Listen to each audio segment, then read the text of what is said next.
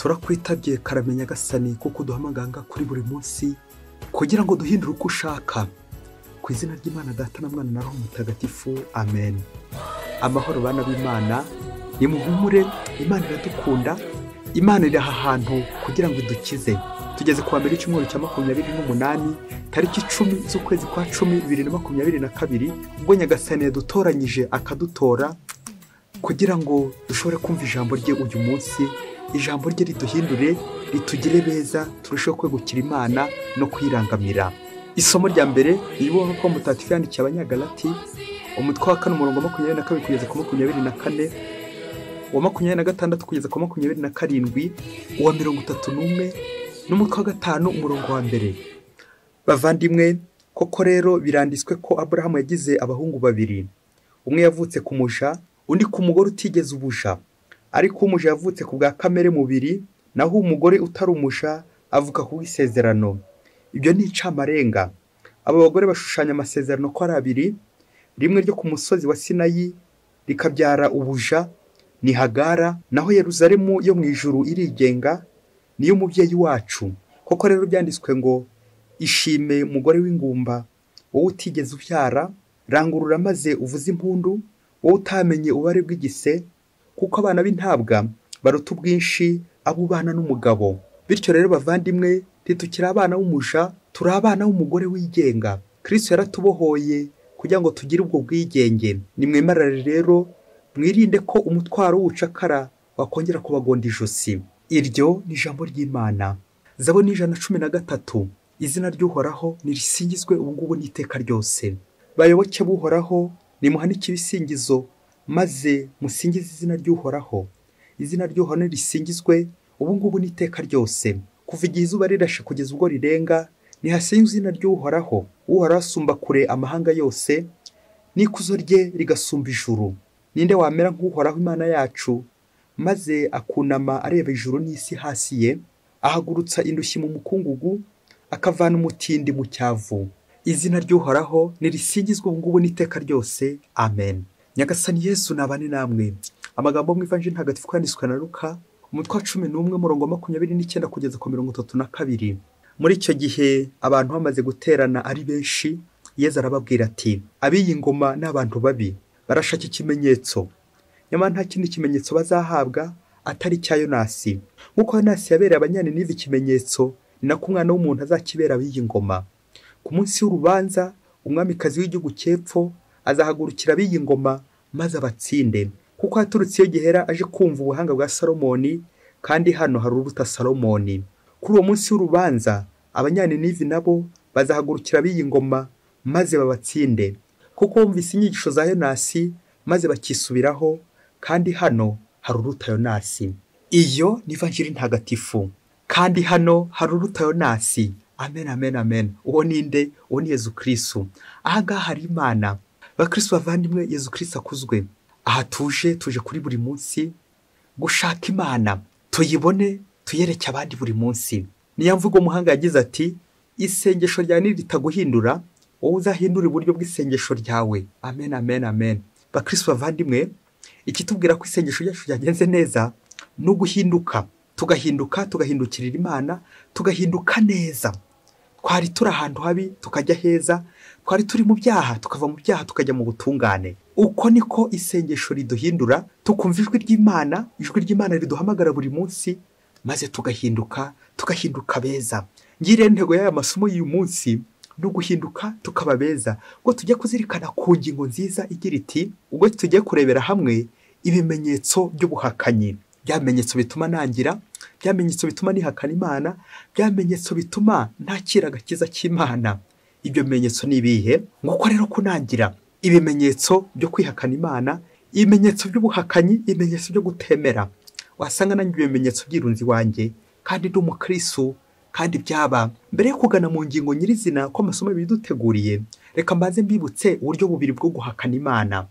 Hari guhakana Imana mu magambo, ndetse no guhakana Imana mu bikorwa. Ubwo buryo bwa mbere bwo guhakana Imana mu magambo, abenshi ntabwo uburyo bweze muri no minsi. Abiyi ngoma ntabwo uburyo bweze, kuko ntiwapfa kumva umuntu uvuga uti Imana ntibaho rwose, Imana ntibaho. Biragoye ko wamwumva. Ariko ashobora kutabivugira ku karubanda, yagera mu cyumba cye, yagera aho batamureba ati nzi ko Imana itabaho, Imana ntabwo ibaho, reka da Imana ntibaho.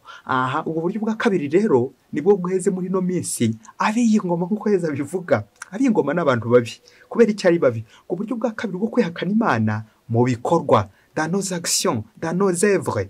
Ubwo buryo rero nibwo bweze, aho Imana ishobora kwihakana mu bikorwa byanjye, kaba ndi umuntu uvuga neza, kaba ndi umuntu abantu benshi babona ko meze neza, ndi umukristo w'indani ndetse ariko nkaza kwihakana Imana mu bikorwa bibi, ibikorwa by'umwijima, ibikorwa by'icuraburindi, ubugome n'izindi ngeso mbi zose zo kwa shitani. Turaza kumva muri aya masomo ko aza gusoza ko dushobora gukorera Imana neza ku manywa, ariko nijoro tukagira gute? Tugakorera shitani. Ubwo n'ubuhakanyi kwa kwemera Imana ku karimi, ariko ibikorwa byanjye bikaba ari bihakana Imana. Ubwo n'ubuhakanyi.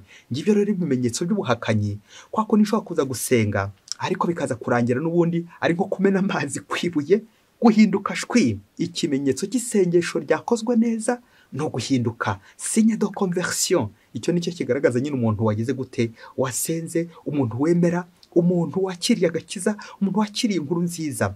Muri amasomo yose hamwe impande ebyiri, harimo uruhande rw'abahakanyi cyangwa abantu biziritse kwa Sekibi, hari n'uruhande rw'abemera, abemera Yezu Kristo.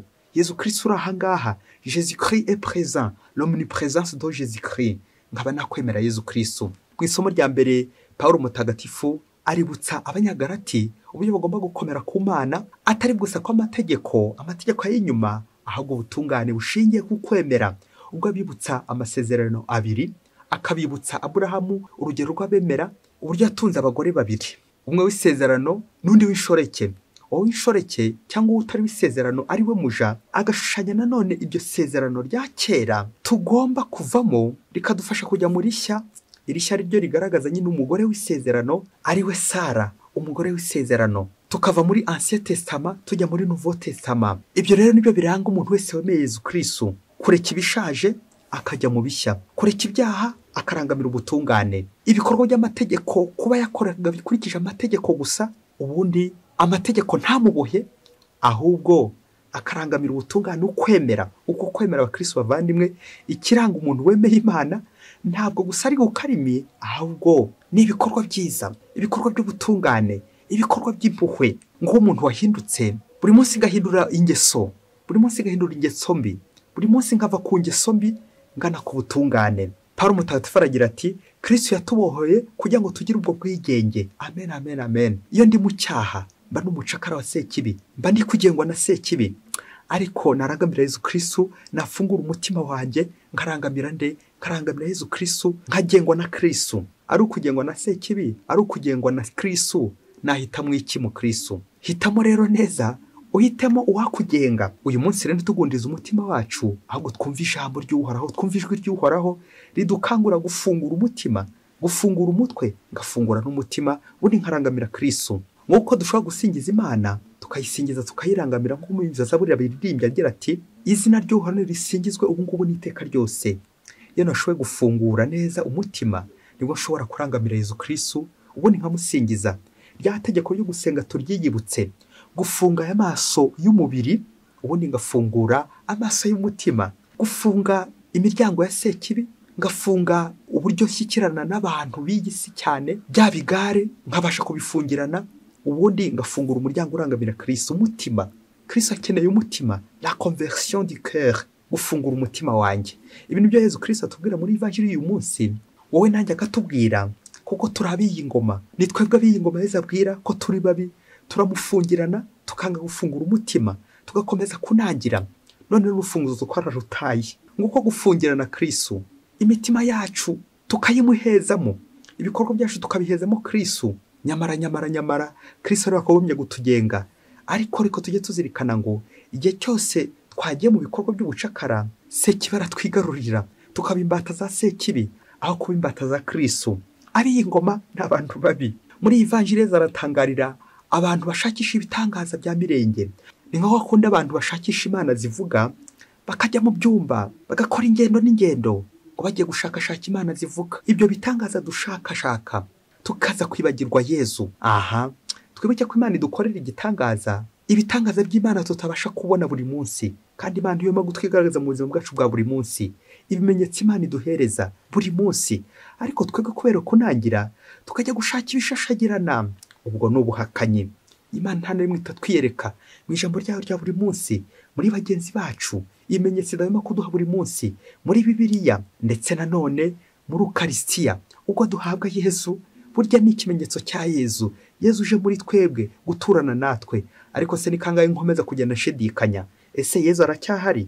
Nahura n'ibibazo, nahura n'ibyago, ibitotezo, ubukene, inzara, nuko ngatangira ngasubira mu mateka gushidikanya, ese Yesu aracyahari? Ko mfite uburwayi bwananiye gukira, Yesu uracyandeba?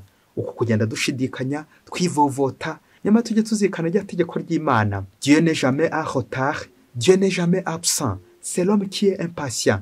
Imana ishobora gutinda, ntishobora gukerererwa, ahubwo twebwe abantu nitwe turambika tukarambirwa tukitahira. Nyamara ibyo Imana biryorambije, uwarambiwe yatashye. Nguko dushidikanya mu buzima bwacu kubera ibibazo biba biturembeje, yabuze ibisubizo yewe, ariko igisubizo ninde? Ni Yesu Kristo, kandi Yesu Kristo turahorana, turi kumwe. Muvandimwe, niba utemera Imana ko turi kumwe, amaherezo nyine shitani nayo izajya gushakira imirimo ikwigarurire. Niba utemera Imana, birumvikana buriya wemera shitani. Biragoye ko hagati byabamo. Hagati rero nabyo ujye umenya ko ari bya shitani. Nemera Imana igice gito, ubundi nkayihakana rimwe na rimwe. Aha, ubwo ni ubuyobe, ko ni kwa shitani.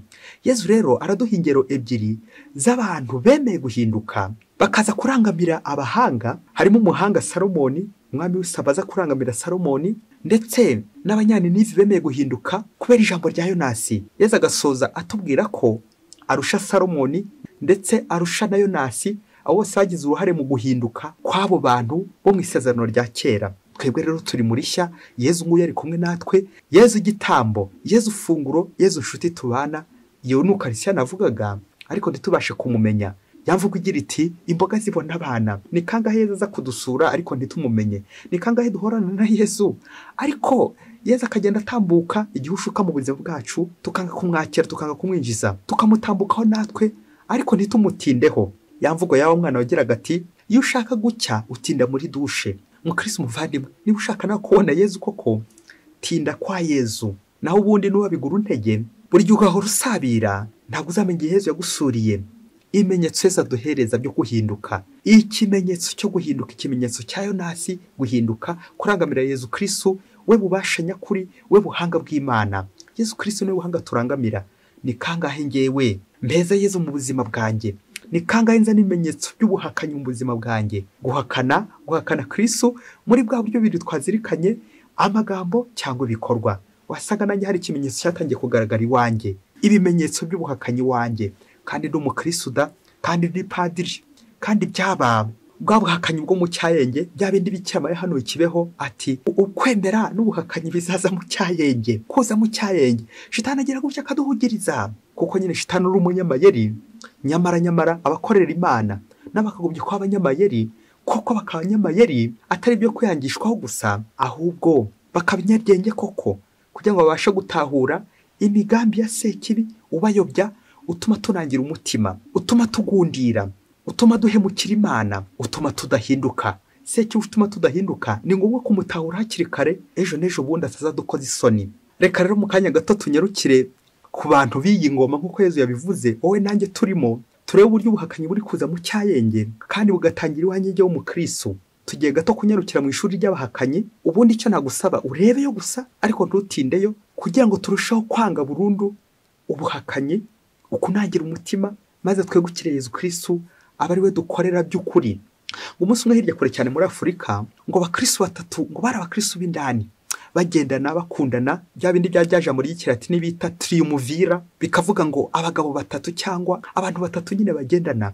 Abagabo rero ngo barakundanaga cyane by'agatangaza, ari abakristo bakorera itorero koko, bashishikaye, ari n'abayobozi muri iryo torero, urumva ko bari abakristo b'indani. Nuko ngo umunsi umwe babiri ngo bari barize serayi, undi umwe yarize kaminuza mu ibaruramari, la comptabilité, mu icungamutungo, mu ibaruramari, yaraminuje rwose mu bintu by'amafaranga, ariko bakaba nta kazi bari bafite. Aka kagaragarira amaso y'abantu, ubushomeri bwarabishe. Nuko kera kabaye, bagiye kureba wa wundi wari warize cyane bihanitse, akajya abona ba bandi bagenzi be bamurusha imitungo, barakize, nanjye kuvuga baminuje mu bukire, baramurushije, kandi yari wowe wize. Urumva yari umuntu wize ariko adafite akazi, ariko ajya kureba akabona ari ukennye muri bagenzi be, kandi bose ari abakristo bakorera Imana buri munsi. Nuko aza kugira amatsiko, arabihererana arababaza ati, mwandangiye ibanga nanjye ryo gukora maze ngakira nguko namwe mukize. Nuko baramwihererana baramubwira bati, buriya rero ubukire dufite bidusaba kubyuka amajoro, nawe rero turakuzi uri umunebwe, sinzi nawe wajya ushobora kubyuka igicuku kugira ngo tukujyane nyine aho tuyorera amafaranga. Nuko wa mukristo wacu nawe wari warize amashuri akomeye cyane mu mutungo, waraminuje mu mafaranga, yumva ko arafashijwe no kujya kumenya nyine aho bakura amafaranga, dore ko nyine yarashomereye we. Maze baramujyana koko ku isoko ahantu bakura amafaranga. Mubyeyi, aho ni hehe koko bakura amafaranga? Aba bakristo ahase ni kwa Yezu? Ibaze nanjye nibaze. Nuko wa mukristo aragenda bamugeza kwa bose nyine, ubwo bagombaga kugenda mu gicuku muri iryo joro. Bamugejeje kwa bosi, nuko baramubwira bati, genda rero wivugane na bose ngo uriya akubwira uburyo uzakorana nawe bityo nawe ubone ku mafaranga. Nuko wa mukristo aragenda nyine muri icyo gicuku, ngo aragenda aricara aho ngaho. Maze ngo aho ngaho bari bagiye, aho ngaho bakura amafaranga, ngo hari kwa shitani. Aho nyine bajya nijoro nta wundi ubareba. Wa mukristo ageze kwa shitani, ngo shitani aramubaza ati, urashaka gukira? Wa mukristo arabyemera ati, yego ndabishaka. Rero niba ushaka gukira, ngiye kuguha imirimo koko izakuzanira ubukire. Bariya bagenzi bawe ko ari babiri, bo bize serayi, mbifashisha mu kunyanyagiza udukingirizo ndetse n'ibinini byo kwica, imiti yo kwica. Bariya rero babitambutsa vuba bwangu, kandi koko bakaza bagahembwa. None rero wowe wize, wongeye kugushinga umurimo uhambaye cyane kandi ukomeye wo kunyanyagiza amafaranga.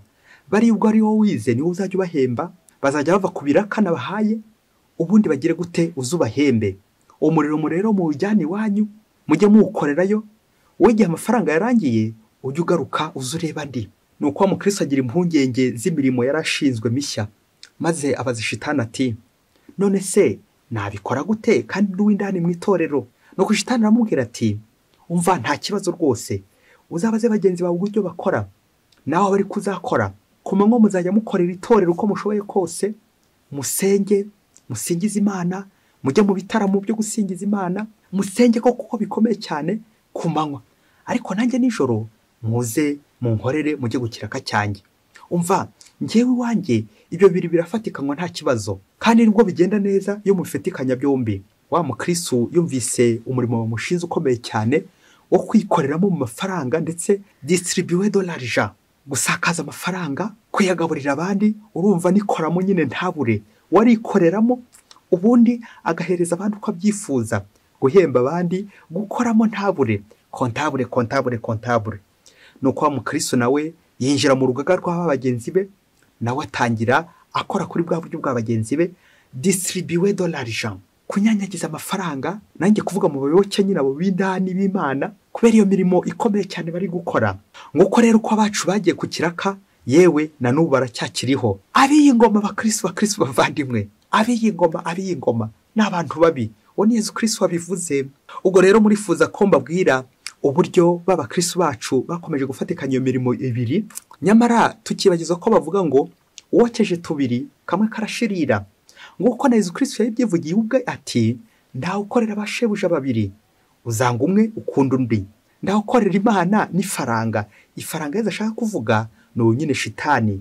Ntabwo waba imbata shitani ngo ngere ugaruke ngo bibe n'imbata Yezu Kristo, ibyo ntibyavamo.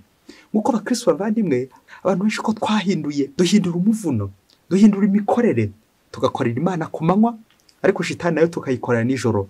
Kirumira habiri, mbega wowe, c'est ça la duplicité. Kubaho nyine mu burumira habiri, ngakorera Imana none ariko ejo ngahinduka. Ese ngiye mpinduka neza cyangwa mpinduka nabi? Reka rero ntiriwe mbabwira uburyo abakristo bacu baje gusoza, uburyo baje kubona amafaranga menshi koko, ariko nyuma y'iminsi mike ari amazu bubakishije, ari ibikorwa bagiye bakora byinshi cyane, bikaza kurangira bigiye biyoyoka, bihirima. Kubera iki? Nta mugisha w'Imana wari urimo nyine. Ni ibikorwa bya Sekibi. Ibikorwa bya Sekibi biratumbagira, ubukire bugatumbagira, ariko byagera hejuru bikajya gute? Bigahita bimanuka vuba bwangu, ukarindagira, bikaza kurangira nyine usubiye ibubisi, nta na kimwe usigaranye. Aha abakristo ibintu dutunze bimeze nk'uko waba utunze umufuka w'inyanya, ariko iyo wiyemeje gushyiramo urunyanya rumwe ruboze, wa mufuka wose uhita ubora. Nguko uko tutagomba kuvanga isezerano rya kera n'irishya. Igihe cyose wakubisemo ingeso mbi hariya, navugaga mu isezerano rishya, birangira n'ubundi usubiye mu isezerano rya kera, bikaza kurangira usubiye mu bucakara bwa Sekibi, usubiye kwa shitani. Mubyeyi, ni kangahe njya nsubira kwa shitani? Ni kangahe njya nihakana Imana nanjye mu buzima bwa buri munsi? Ibikorwa nkora, ese nibesha Imana ikuzo n'icyubahiro? Za ngeso wasanga ari nanjye zari zo kwa Sekibi. Abiyi ngoma bakristo bavandimwe, abiyi ngoma wasanga koko naratatiye igihango cya batisimu, cya gihango cyo kwishushanya na Kristo, kwanga icyaha, gukurikira Kristo no kumwamamaza. Ngiye isezerano rya batisimu. Muntu watatiye isezerano, muntu watatiye igihango, umenye ko nukorana igihango n'Imana ukagaruka gikora na Sekibi, urwo n'urunyanya ruboze. Bizarangira imitungo yawe yose igeze gute? Isenyutse. Bizarangira ibyawe byose y'amafaranga aboze. Kubera iki? Ibya shitani nyine biraza ku buryo bwinshi, umufuka w'amafaranga. Ariko uko biza ku buryo bwinshi niko bizagenda biyoyoka buhoro. Nibwo uzasanga umuntu wari umukire cyane, umuntu w'umukire, umuntu ukaze cyane, ariko niba bivanga n'iby'Imana, ukabifata iby'Imana ukabivanga n'ibya Sekibi, n'ubundi bizarangira biyoyotse. Bizarangira nyine ibya shitani nyine bigiye ukwabyo, n'iby'Imana bikajya ukwabyo. Ni ngombwa rero kwitoza hakiri kare Kristo bavandimwe, kutavangira Imana, kutavangira Yesu Kristo. Abiyi ngoma ngo n'abantu babi, wasanga nanjye ndi umuntu mubi kubwiye ngingo, wasanga nanjye ndi kuvangira Imana, wasanga nanjye nabaye kirumira habiri. La duplicité, uburyarya, kunangira, kubeshya Imana, ngakorera Imana ku manywa, ariko nijoro nkigira mu bikorwa by'umwijima. Nguko nshaka kugaragara neza, umureje w'indani, umukarismatike w'indani, yewe umupadiri w'indani kuri aritari rwose, ariko ibikorwa byanjye bidahisha Imana ikuzo n'icyubahiro. Uwo niwo mwijima. Icyo nicyo yishuku kwa Sekibi nyine. Sekibi nungo nyine uza mu igicuku, umwijima ni igihe iwanjye mba afite ingeso mbi, yewe zazindi zihishe muri ngewe ndashobora kugaragariza Imana, kagiye igihe kimwe na kimwe mpeza Imana mu buzima bwanjye. Uko no kunangira, uko no kuzitira Yesu Kristo, kubura Imana kanya gato kandi Imana ihari. Urwo n'urunyanya ruboze rumwe ruzaboza umutima wanjye n'umubiri wanjye. Wiheza Yesu Kristo akanya gato mu buzima bwanjye, ibyo ngibyo bizankoraho kera kabaye. Ibaze nawe amasaha 28 nkagira mu isaha imwe mpeza Yesu Kristo. Urwo ni nk'urunyanya ruboze. Yasanja mu iraha ry'isi, yasaha njya kwishimishamo, yasaha njya mu ikabare ngasinda, yasaha njya mu nzu y'indaya, yasaha ntembera mu bikorwa bibi. Ubwo n'ubuhakanyi. Urwo n'urunyanya ruboze kera kabaye nyine, ruzaboza wa mufuka wanjye. Bya bintu byose narakoze bikazarangira bigeze gute? Bihirimye. Kubera iki? Rwa runyanya ruboze. Ya mafaranga yo kwa Sekibi, bya bikorwa ndi gukora ngakora Sekibi, distribuer vraiment. Wasanga ari ngewe shitani yafashe ngo nyene mutangira imiti, njya mutangira ibinini, njye nyanyagiza udukingirizo ngo kubera ko nize seraye ngewe. Wasanga ari ngewe distribuer amafaranga yo kwa Sekibi, amafaranga yo guhemba bavuye mu bikorwa bya Sekibi, nk'abakontabure wa Sekibi. Vraiment ko mucunga mutungo wa Sekibi koko? Ndi umukristo w'indani, kandi niba ndi kumwe na Yezu ntacyo naba. Ubwo mfite Yezu mfite byose, niba mfite Yezu ntacyo nzabura. Urakoze Yezu, uhabwe kuzo n'icyubahiro. Bakunzi ba buri munsi, ndabararikira kuri uyu wa mbere mu gitondo saa 3 haraza gutambuka ikiganiro cyiza kandi kiryoshye. Icyo kiganiro kirimo isengesho ryo gusaba nyiri imyaka ngo yohereze abakozi mu mirima ye. Buri wese rero aze kuba maso icyo kiganiro gikurikire, maze nawe isengesho ryawe iryanjye turishyire hamwe, dusabe Nyagasani ngo yohereze abakozi benshi mu murima we. Nyagasani ohereza muri Kiliziya yawe abakozi b'intungane. Amen. Mwese Imana ibaho umugisha. Imana Data na Mwana na Roho Mutagatifu. Amen. Padiri Masumbuko Ladislas wa Diyosezi ya Cyangugu.